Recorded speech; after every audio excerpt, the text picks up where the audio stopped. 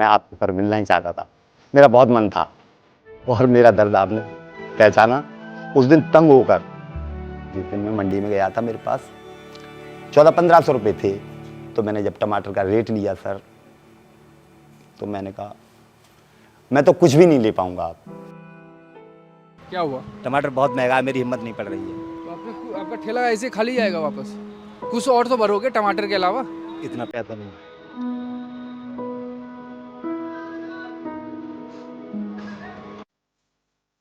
यानी घर के गुजारे के लिए जैसे 100, 200, 50 पैदा करके लाऊंगा। मैंने कहा कुछ भी नहीं ले पाऊंगा। फिर लल्लन टॉप वाले, उन्हीं से मैंने कहा था मुझे राहुल सर से मिलना है, जरूर मिलना है। मेरा मन बहुत उछल उछल के कह रहा है एक बार सर से जरूर मिलूंगा। मुझे आप सर क्यों बुला रहे हो?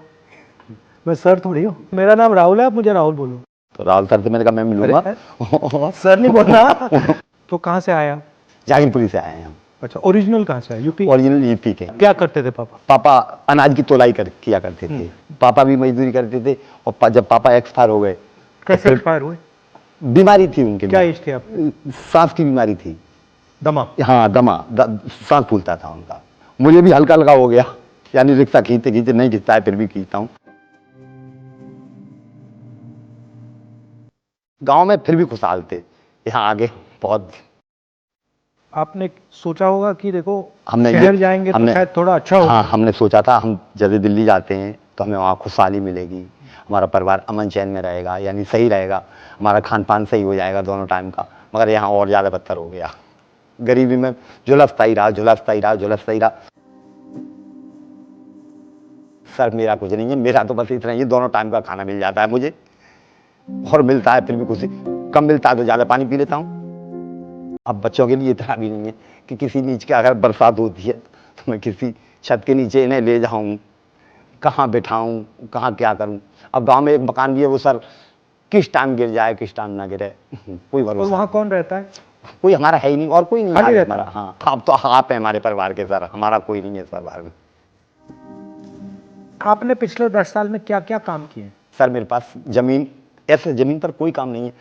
लक्कड़ मैंने मशीन से लक्कड़ मैंने फाड़ी है, ईंटें मैंने पाती नहीं जो मकान बनाते हैं, डस्ट, रोड़ी, गिट्टी, बदरपुर, ये इसकी पल्लेदारी मैंने की है, डीएपी, यूरिया इसकी गाड़ियाँ मैंने उतारी हैं, रोड मैंने तोड़े हैं, नदी से पत्थर निकाल करके डंपर मैंने भरे हैं।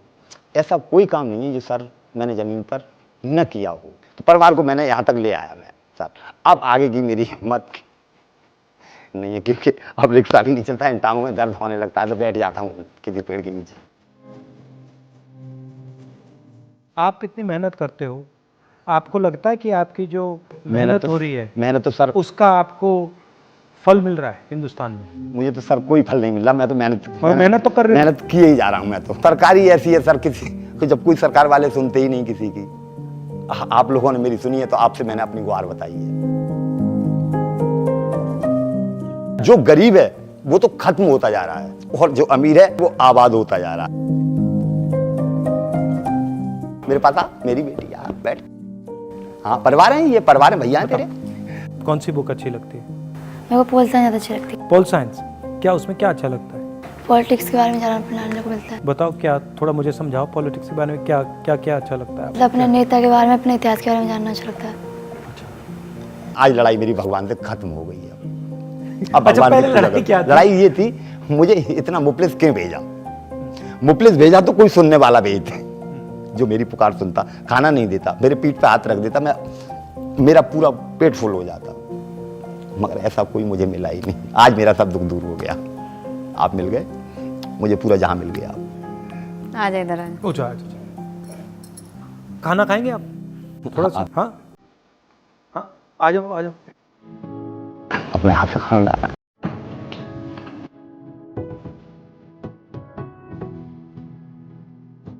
आज इनका व्रत है। व्रत है। तो फल भी अलाउ नहीं है आपको? नहीं खा लूंगी। मैं लाता हूँ, आप लीजिए आप लीजिए।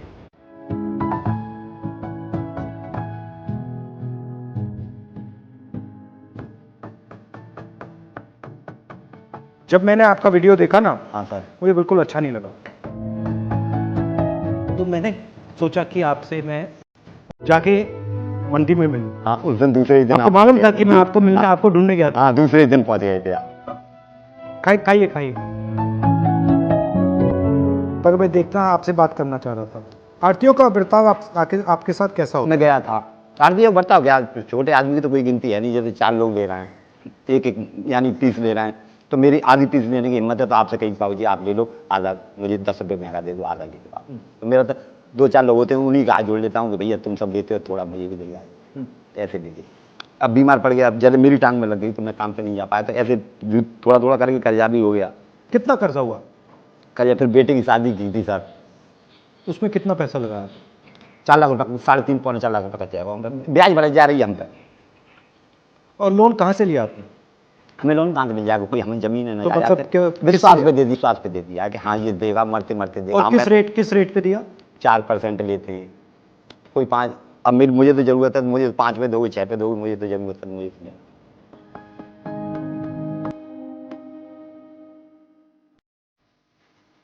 वैसे मेरी जीने की इच्छा नहीं थी संसार में कतई। अब तो है।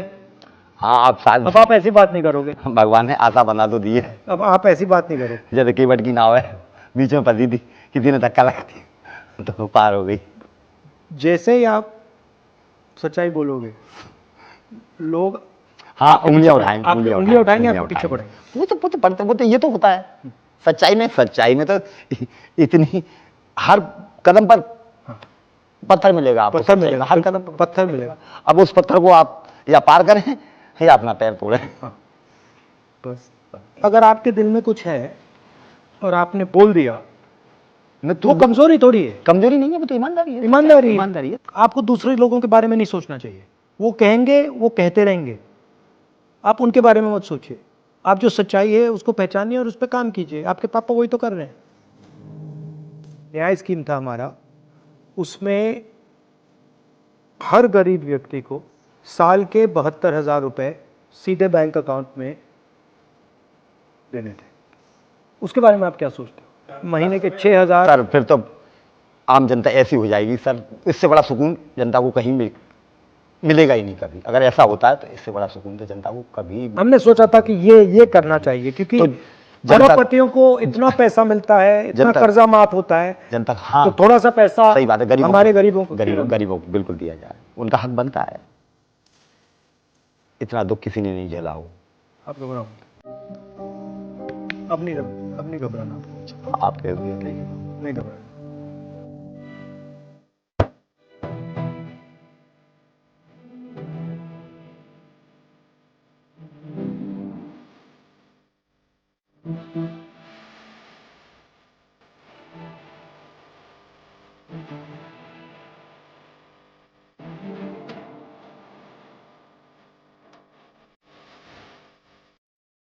ఇప్పుడు 49లో AMH టెస్ట్ మరియు వీర్య విశ్లేషణ 999 రూపాయలు మాత్రమే. IVF ప్యాకేజ్ పై 20,000 రూపాయలు తగ్గింపు. ఉచిత కన్సల్టేషన్, ఉచిత అల్ట్రాసౌండ్ స్కాన్. అపాయింట్మెంట్ల కొరకు సంప్రదించండి 8977738819. 49 అంటే ఆనందం, 49 అంటే సంతోషం.